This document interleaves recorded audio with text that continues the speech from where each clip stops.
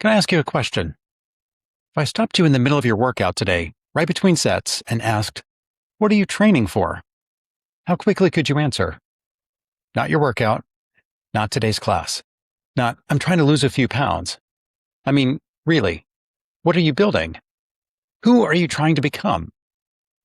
Because here's something I've been thinking a lot about lately.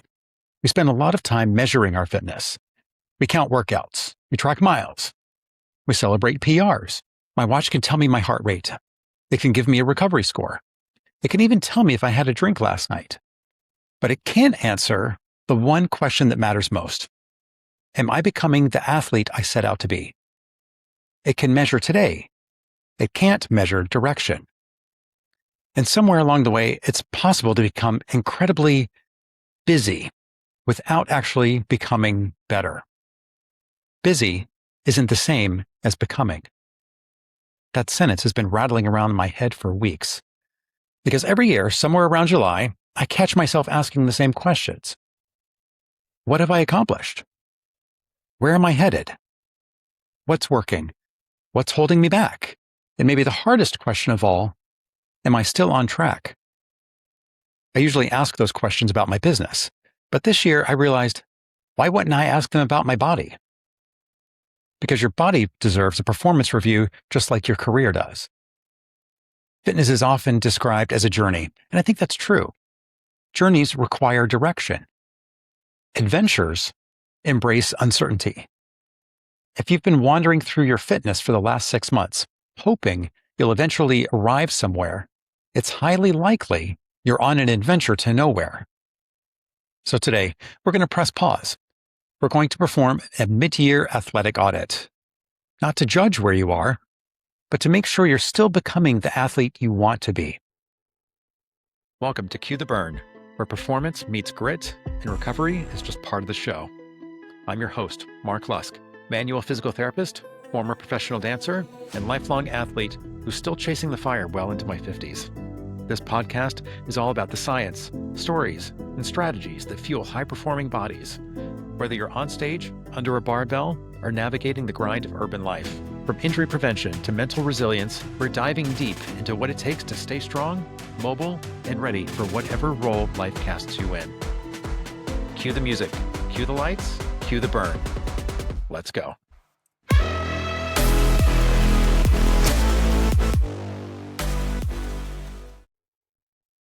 Every January, we're surrounded by goal setting, New Year's resolutions, new training plans, new promises to ourselves. But somewhere around the middle of the year, something interesting happens. Life gets busy. Work gets busy. Vacations happen. Injuries happen. Motivation comes and goes. And before you know it, you're still showing up, but you're not entirely sure if you're making progress or just spinning your wheels. Today's episode isn't about guilt. It's about pushing harder. And it definitely isn't about chasing perfection. It's about something far more valuable. Alignment. Are your goals, your habits, your identity, and your body's current abilities all pointing in the same direction? Because if they aren't, no amount of hard work will get you where you want to go. Over the next few minutes, I'm going to walk you through a simple mid-year athletic audit. Not a fitness test, not a movement screen, and not a report card. Think of it more like sitting down with the coach you trust most and asking, how am I really doing? We'll look at 4 areas. First, your destination. Where are you trying to go? Second, your capacity. Can your body actually support the future you're training for? Third, your identity. Who are you becoming? And finally, your mindset. How are you talking to yourself about the process? By the end of this episode, I hope you'll have something much more valuable than another workout. I hope you'll have clarity. Because clarity creates confidence, and confidence creates action. So, let's begin your mid-year athletic performance audit. The first question in any performance audit is probably the simplest. Where are you going? What are you training for? And I don't mean I want to be healthier. Well, that's a good goal. But it's a little like saying you want to take a trip, Okay, where? The beach? The mountains? Another country? If you don't know where you're going, it's pretty hard to know which direction to walk. And I think a lot of us do this with fitness. We show up, we work hard, we sweat, we get tired, we track our workouts, but we never really stop to ask, what am I actually trying to accomplish? Maybe you want to run your first half marathon. Maybe you want to compete at a high rocks race. Maybe you want to keep playing tennis with your friends when you're 65. Maybe you want to dance at your daughter's wedding without worrying about your back. Maybe you simply want to be able to get off the floor without using your hands. Those are all valid destinations, and they require very different maps. So the first part of your mid-year audit is simple. Ask yourself, what am I training for? And then, is what I'm doing right now actually taking me there? Because you can work incredibly hard and still be headed in the wrong direction. You can spend 6 months getting really good at something you don't actually want. The question isn't, am I working hard? It's, is my work taking me where I want to go? So let's do a destination audit. Take a moment and ask yourself, what do I want to be able to do 6 months from now that I can't do today? Maybe it's something physical. Being stronger, faster, more mobile, more confident, able to do something you haven't done in years. Or maybe you realize you haven't actually chosen a destination at all. That's okay. That may be the most important thing you discover in this entire audit. You don't need a perfect 5-year plan. You just need to know what you're moving toward next. So ask yourself, what do I want to be different 6 months from now? And then, is what I'm doing today connected to that goal? Because once you know where you're going, you can finally start asking whether your current path is taking you there. The second question is a little more personal. Who are you becoming? Your destination tells you where you want to go. Your identity tells you who you're becoming along the way. For most of my life, I was a dancer. My body was my profession. It was my instrument. And it was constantly being evaluated by casting agents, by choreographers and directors, by other dancers, and of course, by me. Then I stopped dancing. For a while, I was in between. I was working as an executive assistant, sitting at a desk all day. I still went to the gym. I still wanted to look a certain way, but I didn't really have a clear picture of the athlete I wanted to become. I had left one identity behind, but I hadn't yet built the next one. Today, at 53, I'm a CrossFit athlete, and my goals are different. I want to be as strong, fit, and athletic as I can be. The aesthetic benefits are still there, but they're secondary. They're a bonus. They're not the goal. And that shift matters. Because the question isn't just, what do I want to accomplish? It's, what kind of person does that? What does the person who wants to be stronger at 53 do? They get up for the 6 a.m. workout. They pay attention to their nutrition. They meal prep. They seek out a running coach if they want to become a better runner. They make choices that are consistent with the person they're trying to become. So let's do an identity audit. Take a moment and ask yourself, who was I as an athlete 5 or 10 years ago? Who am I today? And who do I want to become next? Then ask yourself, what does that person do? What do they do on a Tuesday morning? What do they do when they're tired? What do they do when progress slows down? What do they do when they don't know how to get where they want to go? Because identity isn't something you announce, it's something you practice. And once you know where you're going and who you're becoming, the next question is, does your body have the capacity to get you there? So, you know where you're going. You know who you're becoming. Now, let's look at the engine, because your body is the vehicle that's going to get you there. And the question is, does it have the capacity to make the trip? I think about capacity in 3 ways. Mechanical capacity. First, is the engine sound? Are you dealing with pain that consistently limits what you can do? Are you avoiding movements? Are you modifying your training around something that hurts? Can you squat? Can you touch your toes? Can you rotate? Can you reach overhead? Can you perform the basic movements your goals require? If you are consistently limited by pain or movement restrictions, that's important information. Pain isn't always a stop sign, but it is a part of the audit. Second, functional capacity. Is the engine running efficiently? Are you getting stronger, faster, more skilled? Can you produce power? Can you move with agility? Can you perform the skills your goals require? Can you lift more, run faster, jump higher, change direction? Perform a movement today that you couldn't perform 6 months ago. This is where we start looking at the actual performance of the machine, not just whether it can move, but what it can do. And finally, endurance. Is there enough gas in the tank? Can you sustain the effort? Can you run farther, train longer, recover between efforts? Do you have the endurance to get where you're trying to go? Your watch can give you data about some of this. It can show you where you've been, your heart rate, your recovery, your pace, your training volume. It can help you see whether you're getting stronger, faster, or fitter over time. Data can show you trajectory. It cannot choose the destination. That's your job. So let's do a capacity audit here.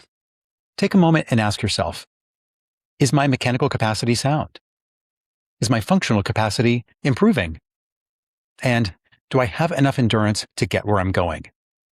You don't need perfect answers. You need honest ones. Because your current capacity is not a judgment. It's your starting point. And the better you understand where you are, the better you can decide what needs to change to get you where you want to go. And finally, we come to the part of the audit that may influence everything else, your mindset. What's happening between your ears that might be helping or sabotaging the journey? Because you can have a destination, you can know who you're becoming, you can have the physical capacity to get there, and still, the story you tell yourself can derail the entire process. Sometimes that story is loud. You know exactly what you're telling yourself. But sometimes it's barely a whisper. You may not even realize it's there, but somehow your confidence keeps getting knocked down. So ask yourself, what am I telling myself about what's possible? Are you constantly frustrated that you're not further along? Are you comparing your current body to the body you had 10, 20, or 30 years ago? Are you afraid of getting hurt? Are you ignoring pain because you think modifying your training means you're weak? Are you willing to be a beginner? Because sometimes the thing holding you back isn't a lack of strength.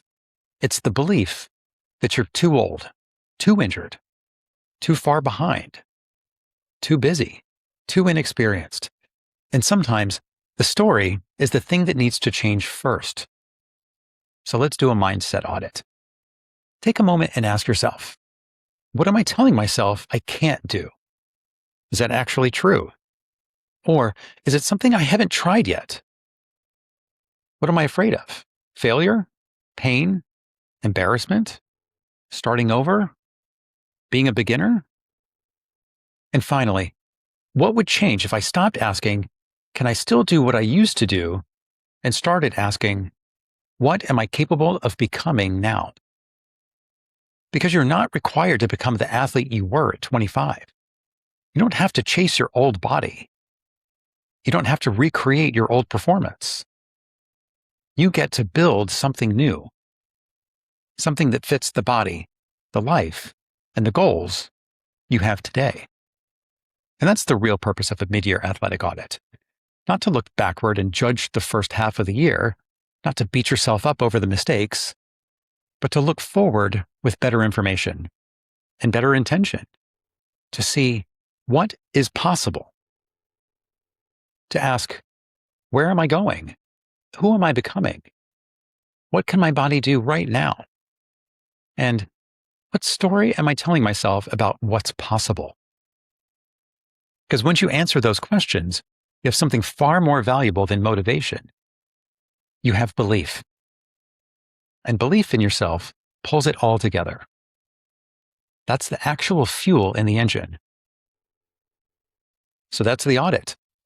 Now, let's turn all of that reflection into action. In today's Burn Toolkit, we're going to keep this simple with 3 action items. Number 1, pick one destination. The first thing you need to do is choose one destination, not 5, not a complete life overhaul. 1. What do you want to be able to do 6 months from now that you can't do today?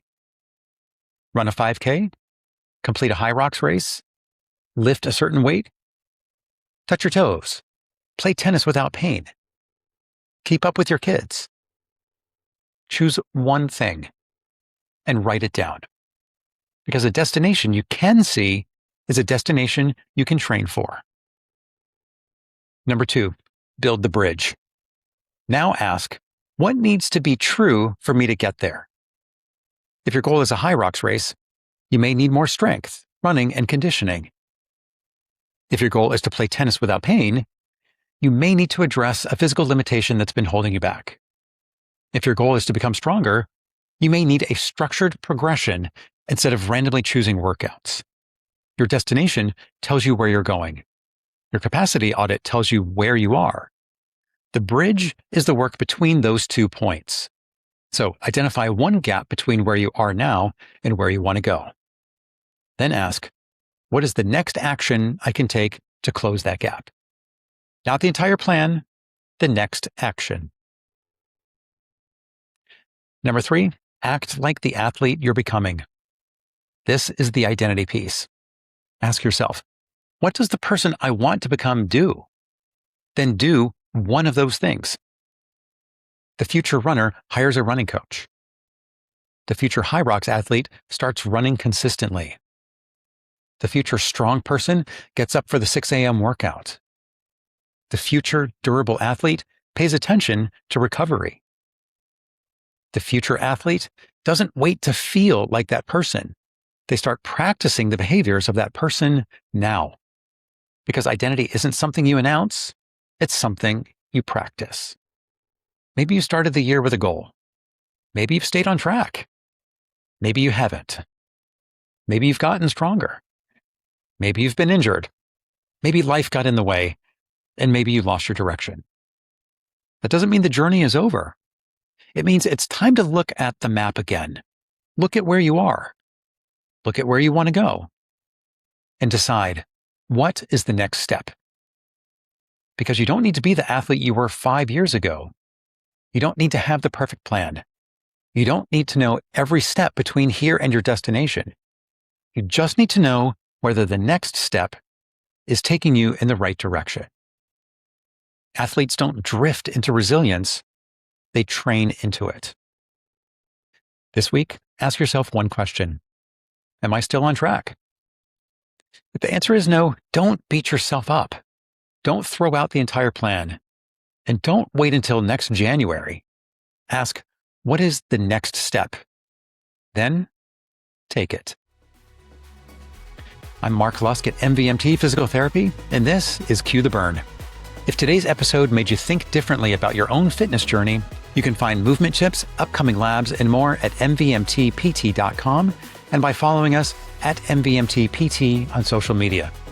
If you enjoyed today's episode, please subscribe, leave a review, and share it with someone who's determined to stay active for life. Thanks for listening. Until next time, move to live.